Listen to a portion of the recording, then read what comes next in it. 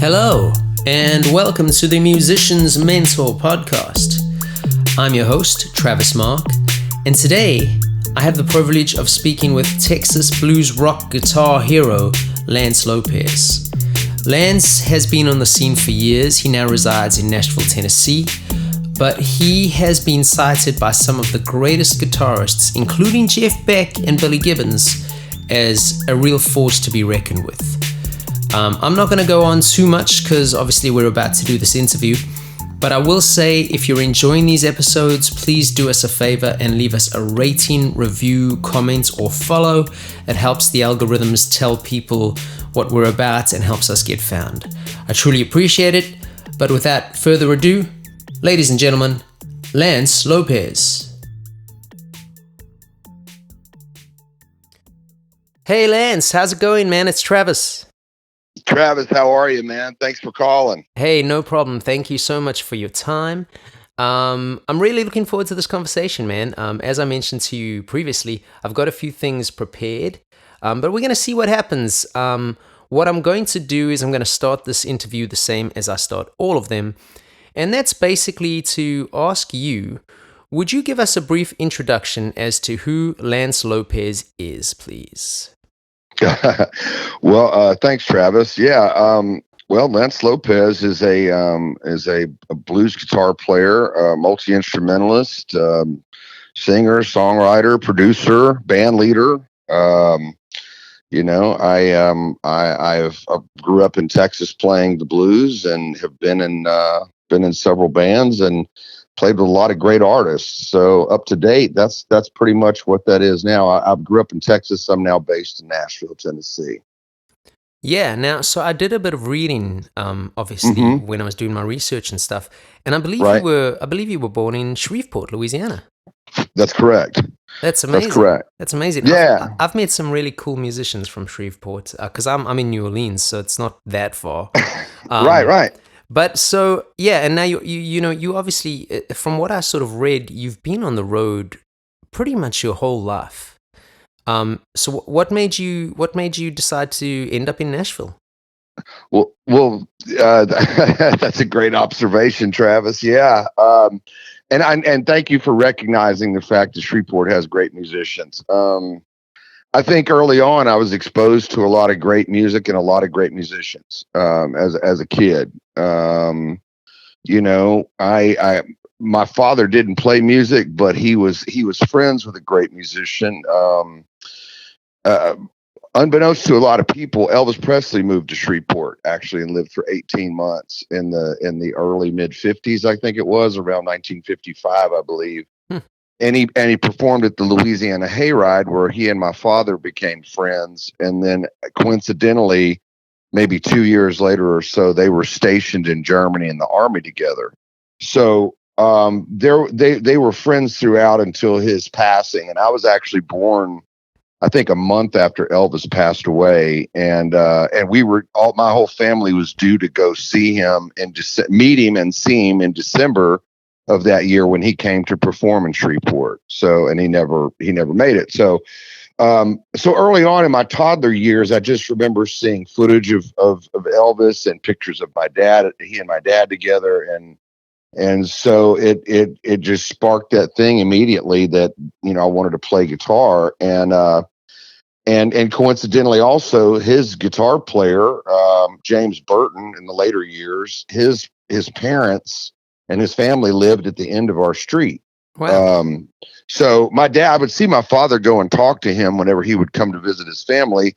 But so that was interesting. And I didn't really realize just how immersed into that, how much rich it was with musical history and culture, and then how immersed in it I was, and how naturally I was just feeling the ability to play the guitar, to draw into the blues, draw into the native music. When so much of the popular culture was happening as a child, I was drawn more to the traditional music of our region, so, which was also another interesting thing. So, my father saw how, adamant I was about playing guitar, and he supported it and got me guitars. And he got me a guitar for Christmas, and he bought me a Chuck Berry record. And he bought me an acoustic guitar that was barely playable, and he gave me the guitar and a Chuck Berry album. called the Great 28, and he said, if you learn these songs on this guitar, I'll buy you an electric guitar. So, I wanted an electric, so that was kind of the beginning. That's where we started, and the journey just went on from there. And were you self-taught, or did you have lessons? I was self-taught. I had a book. I had a couple of chord books that that kind of lined out chord charts and kind of basic beginner things that I basically was able to look at the pictures and form chords and teach myself how to to form basic chords early on with a book. But then, so I guess that was also self-taught. So, and then as far as like any kind of lessons or anything, I mean, all the kids in the neighborhood played guitar. There were several guitar players.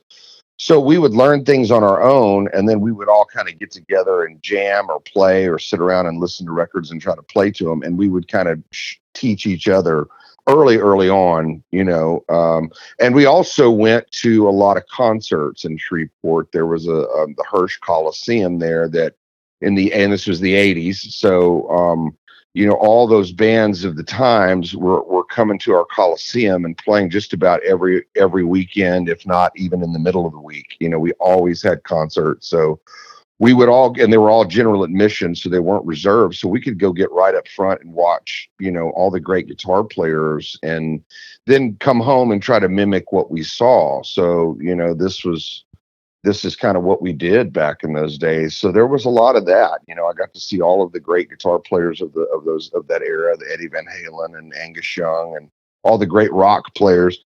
And then would come home and try to mimic them. So, that's really how the beginning of playing started for me. Yeah.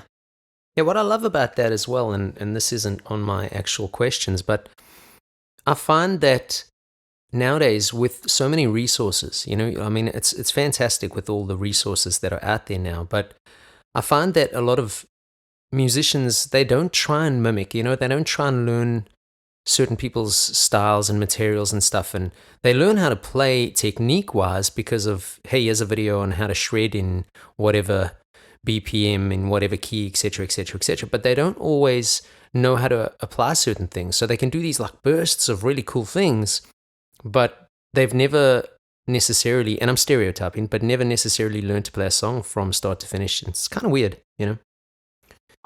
Right. No, absolutely. I mean, I agree to an extent of that, but yeah, I know. It definitely is I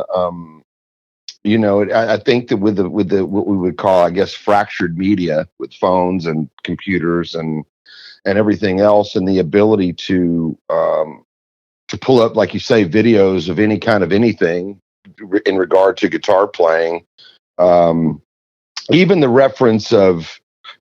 For instance, if I'm teaching a guitar lesson to a student and then they say, and I'll say something, like Jimi Hendrix in 1968, they can immediately pull their phone out and there's footage of Jimi Hendrix in 1968, which growing up, I never had. I had to really use my imagination and really wonder. And I think that's what drove the passion to do so further, because I see kids just pull it up and go, whatever.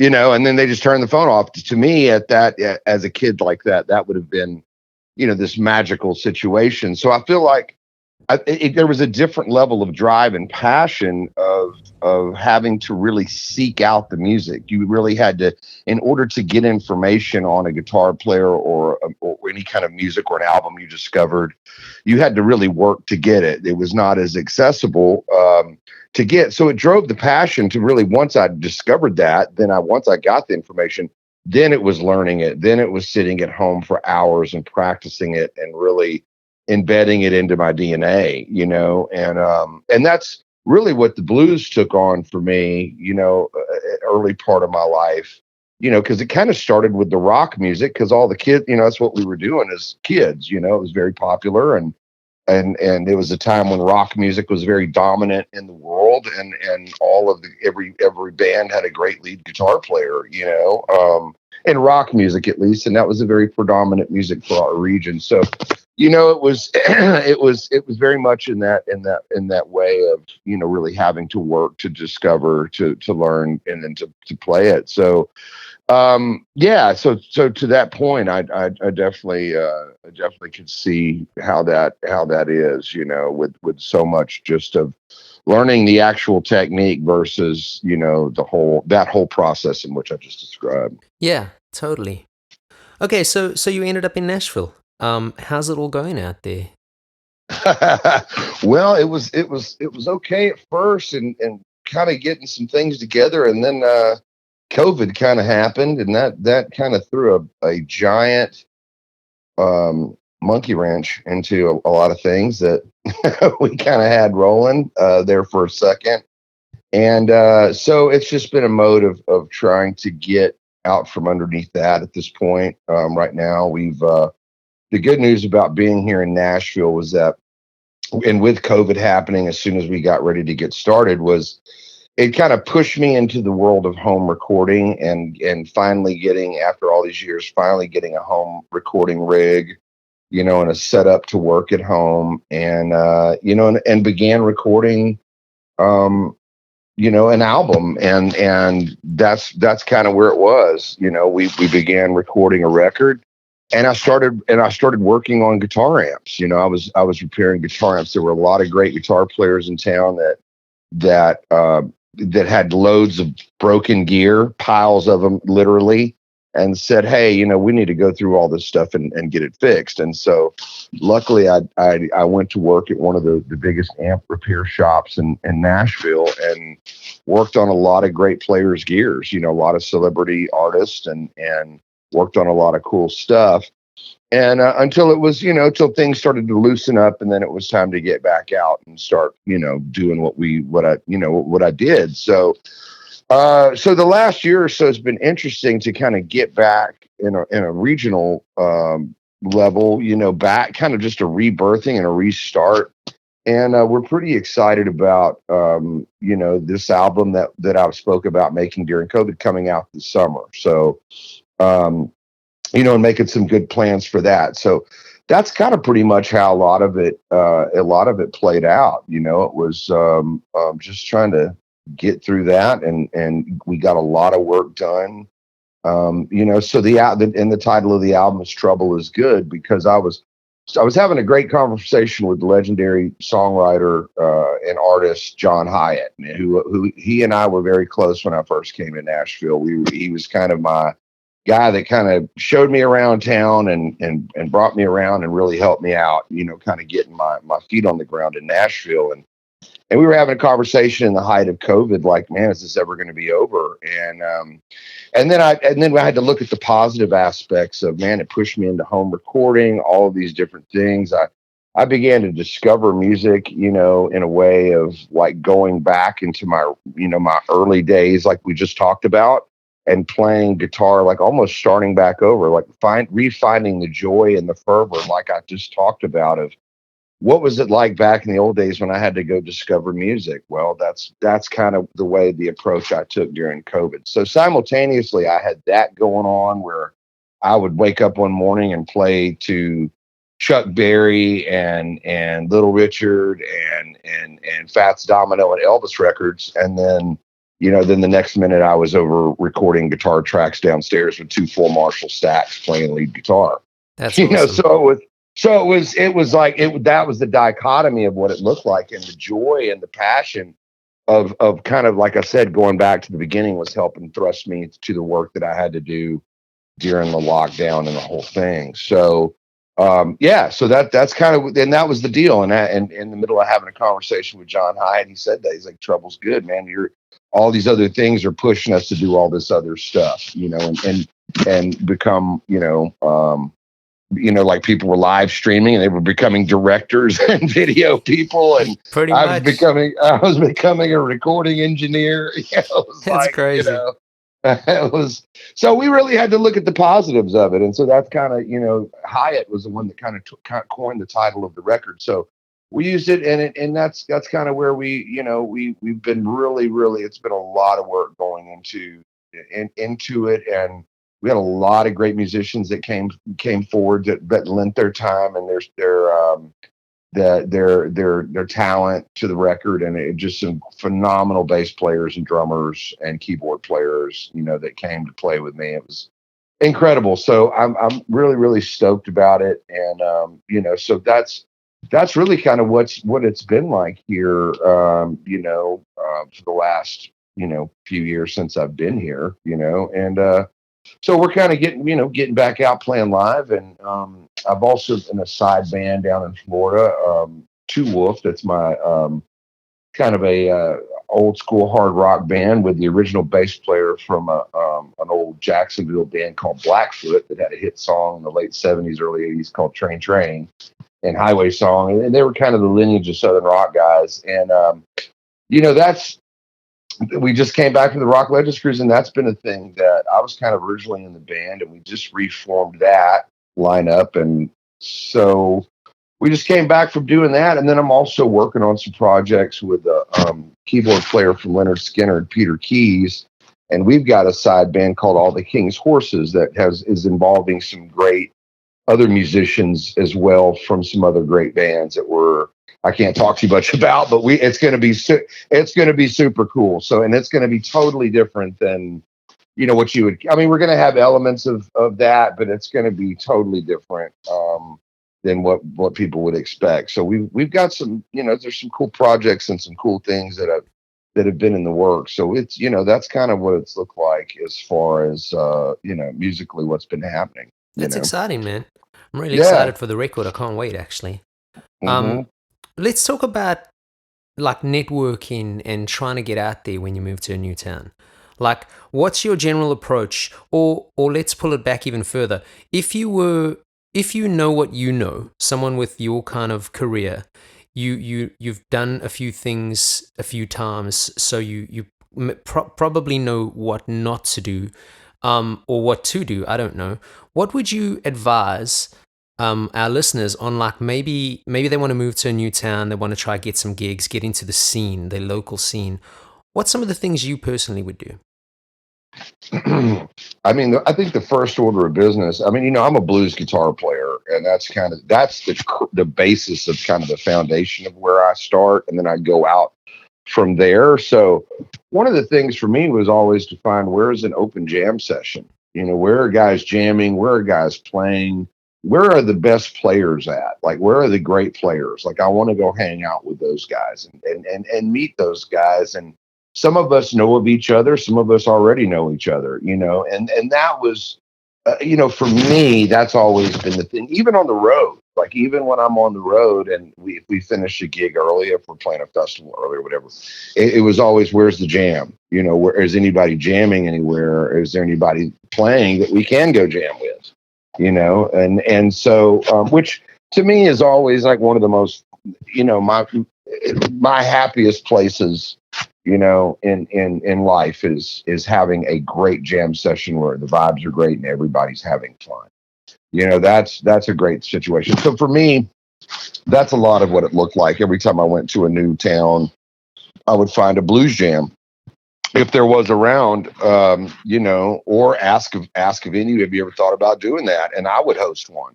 I hosted before I left Dallas, and kind of at the height of my days in Dallas, I had probably 3 jams going in 1 week, along with going on the road and playing. I'd come home and I would host 3 different jam sessions. So a lot of that was, for me, networking was around that. Where's the type of music that I play? Where are they at here in town? And let me go hang out. And that's one of the things that when I was preparing to do that here in town, COVID kind of set back. So that was a little difficult situation. But in years past and different eras, that's where that's what I've always tried to do. When I lived in New York, same thing. When I lived in LA, same thing. When I lived in Amsterdam, same thing. Like, I went to where they played the blues or jazz or rock and roll or wherever, and hey man, can I sit in? Or hey, is anybody jam? You know what I mean? And so that was how I made a lot of relationships early on. And so, I had a lot of friends here in Nashville when I moved here, and and friends in particular that kind of took me around and introduced me to people, and I sought out places to go to hang out and play and meet friends and meet people, make new friends and meet people. And so, yeah, I think it's all about that.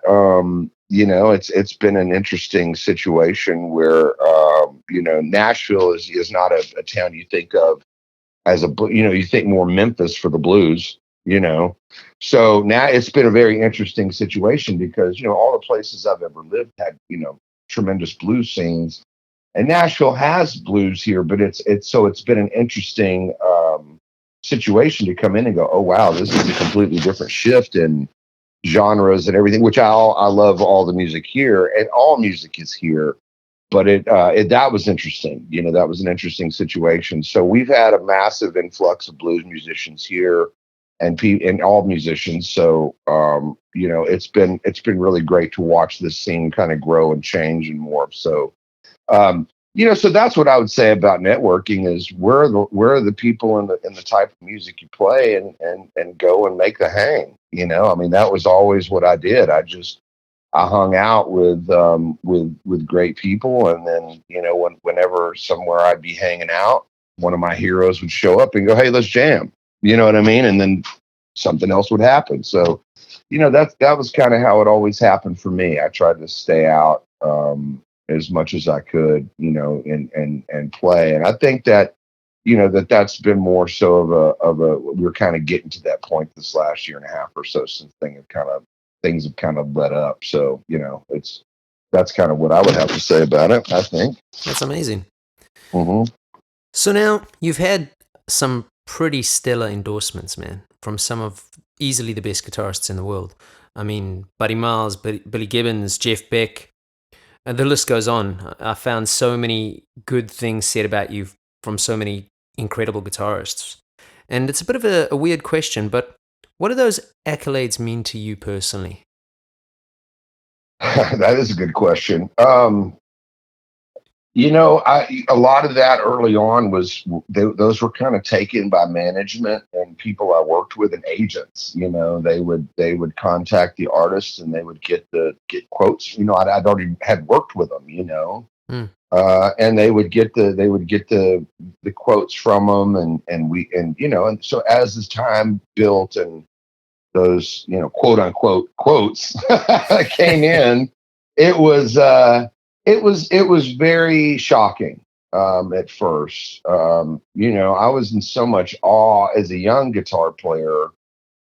In my 20s, I was in a lot of awe being around guys that I had learned to play from their albums. I mean, I'd put on their records and would learn their licks, and then fast forward 10, 15 years later, and I was standing next to them jamming on stage, and it was just surreal. And so, and then to hear what they would have to say about me was even more. It was shocking because I just was in so much awe at the time that I don't even know what I played. I was like, I don't even know what just happened. Yeah. But I hope it was good. And then I got that feedback. So it was really it was pretty incredible to see that and to know that here were guys that I'd learned to play from their music, and they took notice and really were able to give me those sort of accolades and those sort of comments. So we've kind of used them ever since, and they've been really great and used and been a part of where we've been able to honor our heroes as well as them honoring us. So it's been a great way of promotion and as well as honor and gratitude that that I was able to do that, and that I've got those, because a lot of those guitar players, some of them aren't here anymore. Yeah. And so it's really cool to have those endorsements and those comments from them before they pass. So that's a lot of what I think of when I see those comments today. I think of how blessed I was to be with those guitar players and those artists and to learn from them and have a friendship and was able to kind of share the same space at a moment in time with them is a lot of gratitude. Yeah, I mean, just incredible, dude. I mean, the late great Jeff Beck, BB King. You've really got you've got a list, and I'll list the links to all your stuff in the show notes and stuff. But like, you're basically a guitar hero, man. It's incredible. It's absolutely incredible. Well, thank you, Travis. I really appreciate that. Yeah, it was again, it was a lot to take on as a young guy, being around a lot of those giants, and but I learned so much, and I think that's the key to me, is that I was able to ask questions as well and say, how did you do that? How did you do this? When you made this album, what were you thinking? When for that instance, because I have an idea of when I listen to an album that's monumental to me by one of my favorite artists. It's one thing to talk about, how great it is, but then to go to the artist on a level of that, just hanging out after a show and go, what was happening during the making of that record, and try to use not just to mimic what they did, but to use that sort of work ethic or that sort of, technique or those sort of things, and to say that, hey, this is what, for instance, Jeff Beck did when he was making this record, or this is what, whoever did when they were recording like this. So, I was always trying to learn, so I was always trying to learn. And so I guess that came from a lot of the self-taught process, was that, when I was in the midst of great artists like that, I continuously asked questions in a level of like, I was trying to learn from a place of really trying to learn. And so, I was really taken in by a couple of really great artists because of that, that knew that I had such a passion and such a hunger for, guitar playing and the blues, that and such a scholar and trying to be an historian and learn about blues music in the beginning and all the way throughout, that I had a couple of really great key artists take me under their wing and really, teach me a lot. So it was really cool. Yeah, in fact, I saw that you and Billy Gibbons sort of have a bit of a mentor kind of relationship, or at least that's what it said online. Right. I mean, the name of this podcast is The Musician's Mentor, and what I do on the website is I write some articles, more like blogs really, on just advice for young musicians, bands, things that could go wrong in bands, things that definitely will go wrong in bands, things that you could do on the road, things that you should maybe avoid that I did on the road, things that, mistakes and things like that. And I just think, it's kind of like you say, and I'm not trying to sound like a broken record and just repeat you here, but just to have those kinds of guys, just to maybe pick up the phone if you're going through a hard time, or if you're doing something, maybe management's doing something that you don't necessarily think is a good idea, that you can pick up the phone and talk to these guys who have maybe gone through similar things. It's such a blessing. It's truly incredible, It was really cool. Yeah. So earlier you mentioned being on the road and stuff like that. So I wanted to ask, have you got any kind of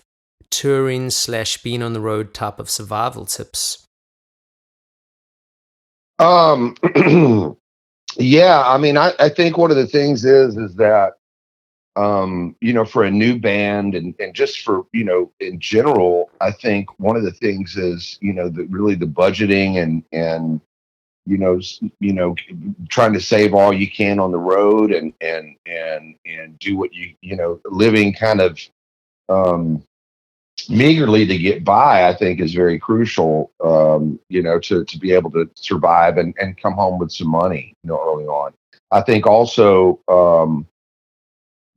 survival skills would be, definitely, that, like budgeting your food, budgeting what you're spending, treating your band van like another member of the band. Like you pay each band member and then you pay the van. Like the van is almost another guy in the band. So I think those are kind of key things to make sure that you stay on the road and things are good, man. Survival skills also too. Like, man, listening to your guys, like really taking notice and listening to each band member, and knowing that, hey man, this is where we're all at. Is everybody cool? because there's nothing worse than getting on the road for 2 months, 3 months, however long it is. Guys are in there and issues arise and nobody wants to say anything, and uncomfortable van rides and guys are resentful. And so I think it's real important to keep the air clear and to really check in and to really see where everybody's at, and give a guy an opportunity to go, hey man, yeah, this is not cool. Like, we've been out for too long and I need to go home. Or, man, I don't like the way you're playing the kick drum on blah, blah, blah, or, man, you're playing way too loud. Can you turn it down? It's killing me. To be able to air those out in a constructive way so that they don't come out sideways. And I think that's one of the things that really truly kills great bands is stuff, resentments. And I think any relationship in general, I think, that's the damage of, hey man, like, how is everything? Are we good? Like, check in real regularly. Is everybody good? Is everybody happy? What does everybody need? You know what I mean? Like, check in and make sure everybody's cool. And then, everybody's got their opportunity to kind of say what they need to say, without an explosion or an argument, and then the damage is caused. And then I think also too, as much as rocking and rolling around the road in your van or your bus or whatever, comedy is crucial. Like, I think listening to comedy, if you got the ability to listen to recorded audio comedy, whatever stand-up comedians you guys like, or if you have the ability to watch a video in your bus or whatever, I think it's so crucial. And I've talked to a lot of, guys from back in the day, and it was always a thing. And it was one thing we always did in bands. It kept us laughing, you know what I mean? And laughing and happy, and things were funny, and stuff we were having a good time. So, and it should be a good time, playing with your friends or playing in a band, being on the road, playing gigs and doing all that should be fun. So it should be a fun thing and not, all of that. So I think that's a really, really big survival skills on the road, as far as keeping a band together, guys being happy and things staying cool, Yeah, definitely. What do you think for you personally has been the hardest part of being on the road, or what do you think has been the hardest part about being a self-employed musician? Oh man. Wow. Yeah, it's a loaded one, and there's another one coming. I'm going to give you a little heads up. Oh, great. Awesome. This is good stuff. All right.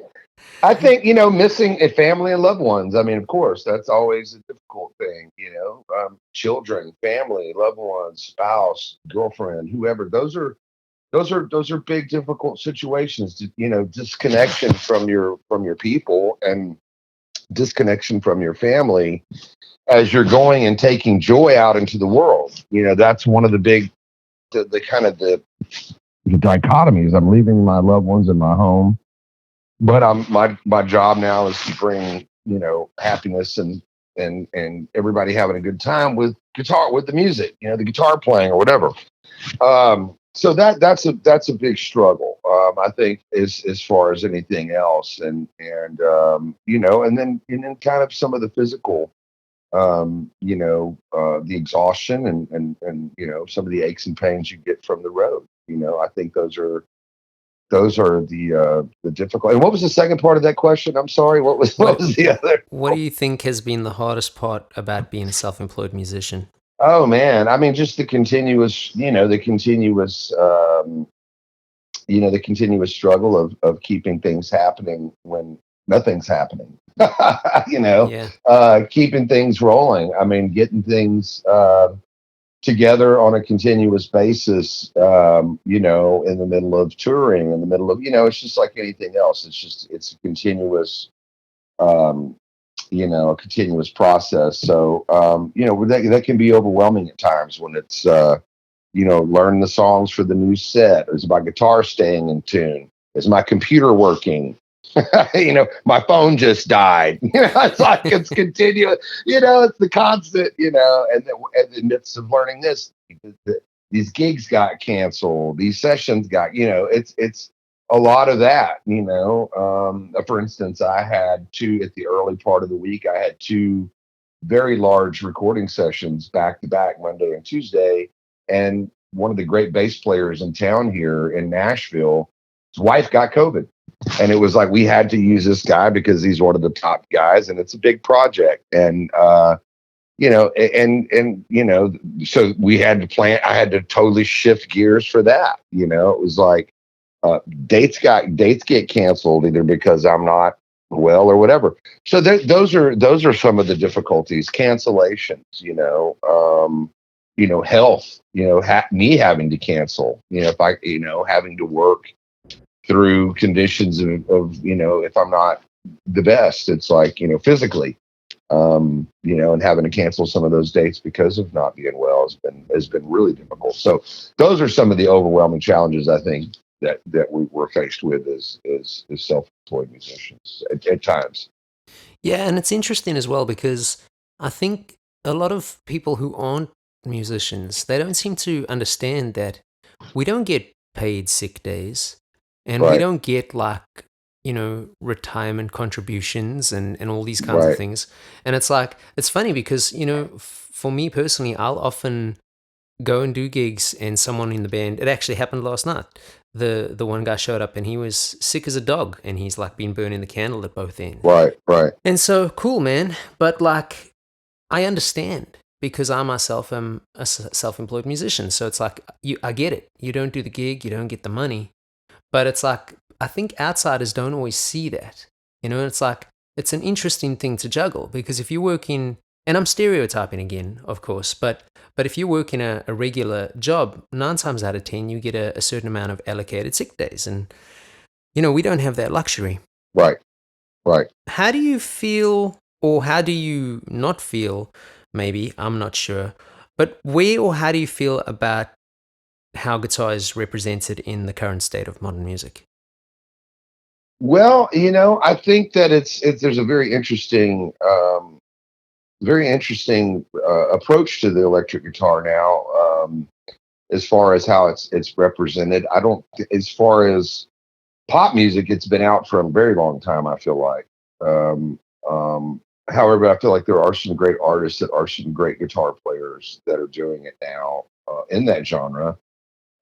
However, as far as what I do, it's very much a subculture situation. I feel like in the forefront, you have kind of these different areas of the guitar, and I think that blues rock is its thing, kind of like what I was just talking about, this subculture thing that you kind of still have your iconic people that are still here, like Buddy Guy, who's doing his farewell tour and all these, it kind of trickles down from there.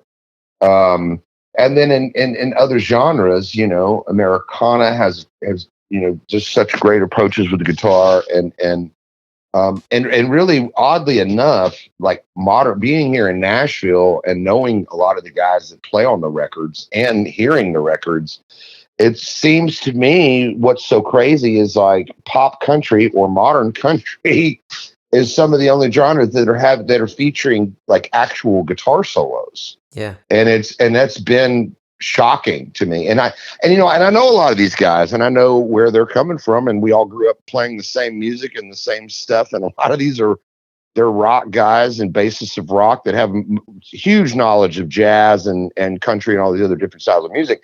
However, it's like you hear what's, quote unquote, supposed to be modern country music, and they're playing a rock guitar solo over the song. So it's really been an interesting situation to see how guitar is represented today. But I still feel like there's artists and there's bands that bring it to the forefront in different ways and in their own ways, and I think it's very interesting. I think I think it's gone toward kind of a primal shift and more of a raw, rustic thing with with some guitar players like Dan Auerbach and Gary Clark Jr. and these guys kind of taking it more towards a fuzz heavy, kind of primal, unsuspecting way that was really kind of cool. So, looking at it as a guitar player that I am, and looking outward into all these genres, it's very interesting. And one thing that I do try to do is take a little bit from each one and incorporate it into what I do, today.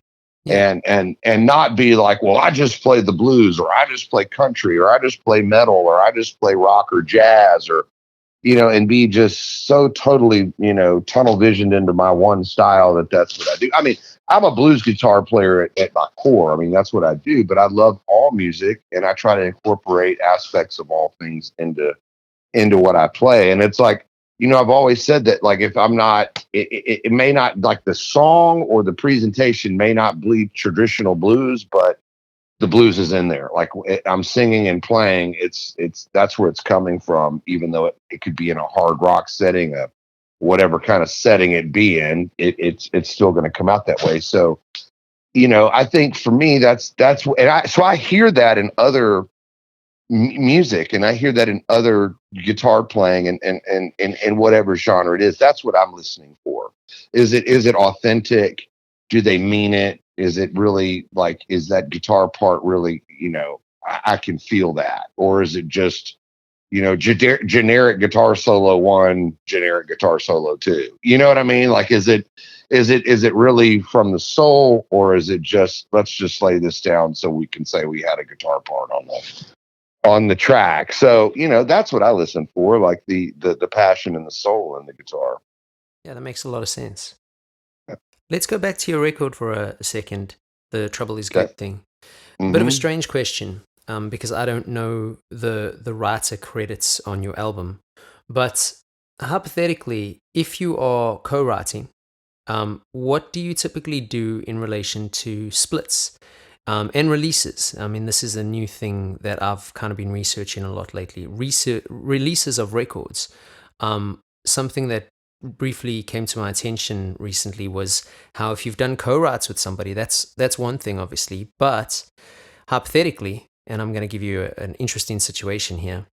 I was producing a band down here, and they wrote the record together.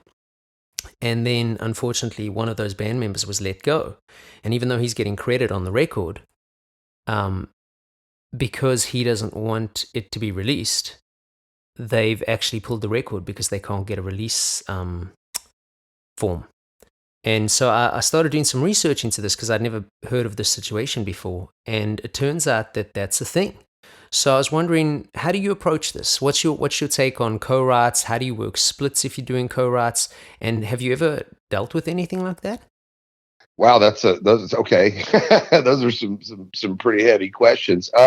As far as the getting the splitting from the band situation, that was wow. That's what a drag. Yeah, it's a heavy one. Yeah, what a drag. But the fact of, like, the split, I mean, it's down to, what's my role in the writing? I mean, really, I mean, did I write just, what did I come up with, just the main riff? Or did I write the entire music? And, which is a lot of how I worked the last record. And, and I had a lot of great writers, namely the producer, Joey Sykes, is a great writer. And so I'm always a guy that I want to record a great song today. I'm not, it's fun to go in the studio with a bass player and a drummer and just jam, and just play guitar solo after guitar solo. And I did all that when I was a kid back in the day. I like to record great songs. And so if a writer approaches me with a great song, and it works for me, and it works, I will record it. It doesn't have to be like, I wrote it, I have to do it, it's mine. I'm not that guy. I'm the guy that says, I will record a great song if it works for me and makes sense. Yeah. I'll record it. So I've for the last 12, 15 years of my career, that's where I've really actually been. I got a lot of the jamming out of my system early on, and I love to do that live. But when I make records, I like to record good songs, or the best songs that I can collect that I think are good. So, it's down. And when I'm co-writing, it's down to what's my role and how much am I contributing. If I'm writing the music and my producer's writing the lyrics, it's a 50-50 split. If I wrote just the main riff of the song and they wrote the changes in the bridge and the chorus and the lyrics, then, I'm going to take a smaller percentage of that, and we're going to discuss that. We're going to sit down and we're going to say, okay, well, I wrote this much, you wrote that much, and he wrote that much.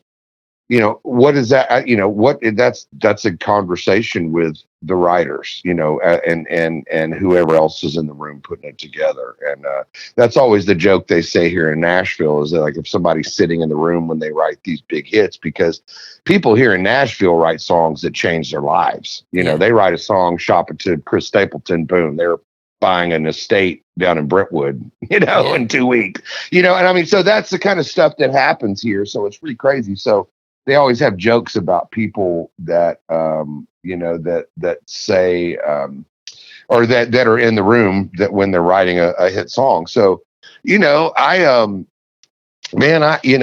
just always, it's always been down to the roll, and we've split it. And yeah, I mean, as far as being in, making a record with and leaving a band. Yeah, I left a band as a record was coming out. And I was actually let go from a band, actually. That was a great band that I actually started, which was crazy. The record was getting released as I was being, released from the band. I would say that. Let me just say that. Yeah, I know the band you're talking about as well. What a bummer. It really wasn't a cool situation, and I don't really, I'm going to talk a lot about it later, but I'm right now, it really was not cool. And I really have not said a lot about it, because I agreed. I had a conversation with the president of the label that, there were some other great artists that had formed somewhat of a super group on that same label. And they've got into a very public dispute on social media, Twitter, and were arguing online. And so it really hurt the sale. And they had an album coming out at that same time too, and it hurt the sales of the record. And, man, I really, as far as like doing what I say and keeping my word, I had a conversation with the president of this label, and, and he asked me, man, can you please not go on social media, make giant posts about what's happened? And I agreed and said, no problem, I will do that, and I really didn't have to. I mean, I could have really done a lot of interviews, talked about what's happened, and I chose not to do that at that point, not yet. Took the high road, man. I took the high road, man. And, so, and it was, I mean, it was fucked up, man. I mean, can I say that? We're on pod. Oh, no, you can say whatever the fuck you want. But it really was not cool. And so, but I did not do like what you're talking about. I had a conversation which did not benefit me in any way, other than the fact that this guy asked me to do this, and as a good guy, I agreed and said, yeah, you know what, man, I'll do that for you guys. And I also had an album. So that was the other side of it too. I had a solo album coming out on the same label. So the band was having an album coming out on that label, and I had a solo album coming out on that label, which that label really did nothing for. Absolutely. It was a great album that basically they shelved, and did nothing. So, in the end of the day, I can sit back and say, I agreed at that time to do that, but that, that's going to change. Yeah. So the fact of the matter is that, that's what I did. That's how I approached that. And I just sat back and, because I wouldn't want anybody to do that to my career, even though I was let go from a band that I started, due to what they were doing. I still agreed to take the high road and not to do anything that would harm their release or their career or their future or anything else. I didn't take that. I didn't take that approach to it, because I also had my own album coming out, and that's kind of what was said, is that, oh, you also could hurt your sales as well. Of course. And so, man, at the end of the day, that's how I took the approach. I didn't say, well, they fired me, I'm going to stop the release of their album. Yeah. And start litigation or do whatever. I just didn't take that approach, and wanted. I'm the kind of guy, as fucked up as it all is, I want to see everybody win. Yeah. And I don't always get that same. I don't always get that same approach from other people that have worked with in this business. Kind of almost the opposite. No, I understand. So I've always tried to be that way and be friends with everybody and try to see everybody do good. And that's what I did in that situation you described. I didn't, and I didn't stop anything. I just said, hey man, I won't say anything now, but and I let it just roll on, so that's how I approached it. And so I hope that answered your question. Oh no, that answers my question, and it also it's quite good that we went into that, because I had a question or two about that particular band, but I think I'm going to scratch them. Oh, well, man, I mean, please feel free to ask whatever you want, man. No, it's cool, man. Okay. I think you've covered exactly what you needed to in that answer, and it's quite interesting as well, because it reminds me, I've got this really great producer friend named JP DiStefani. He's this Italian guy that lives in South Africa, and him and I got into this discussion once about just integrity in the music business, and how, a lot of times people will say something and you think it's their word, but it really doesn't mean shit. So the fact that you gave your word there and stuck to it, that's really quite admirable, because in this industry, I don't see a lot of that personally, Right. So good for you, man. Really good for you. Thank you. All right, Lance, I've got one really loaded question for you. Okay. At least I say it's loaded, because every time I ask anybody, they always seem to go, kind of thing. So here it is. What do you think has been the best piece of advice you've ever received in regards to both your playing and your career? I think the best piece of advice that I've ever received has been, to keep doing what you're doing. I think that's one of the best things that I've ever heard is play or create what you feel comes natural. And also be open to the guidance when you are doing that. And I think that's some of the best advice that I've gotten is play what you know, and to continue to improve that and compare yourself to yourself. Be open to criticism and moving forward into the future, are some of the best pieces of advice that I've gotten in relation to music and thrusting your career or whatever it is you're playing forward. Yeah, very nice. All right, Lance, where can people find out more about you? Man, I think it's at lancelopez.net is the website. I'm very active on social media. Instagram is at Lance Lopez Guitarist. The Facebook is at Lance Lopez TX, at Lance Lopez Band. So I'm very active on that. The tour dates go up, when we get them, and those are the best places to find us. And I'm pretty active on there, so yeah, definitely hit me up anytime. I'm always down to talk to some people about some great music. All right, Lance, that is incredible, man. Thank you so very much for your time and for your knowledge and your wisdom. I can't wait for people to hear this, and good luck with absolutely everything, my man. Great, Travis. Thank you so much for having me on the show, and I look forward to seeing you soon. You too, my buddy. Bye. There we go. Another episode done and dusted. I would like to thank the one and only Lance Lopez for giving me his time. I would like to thank each and every single one of you who are listening to this for giving me your time. Time is valuable, so I truly appreciate it. I know I go on about it every single episode, but please, ladies and gentlemen, leave us a rating or a review. It helps us get found. For more info on the Musician's Mentor, go to www.musicians-mentor.com. Until next time, peace.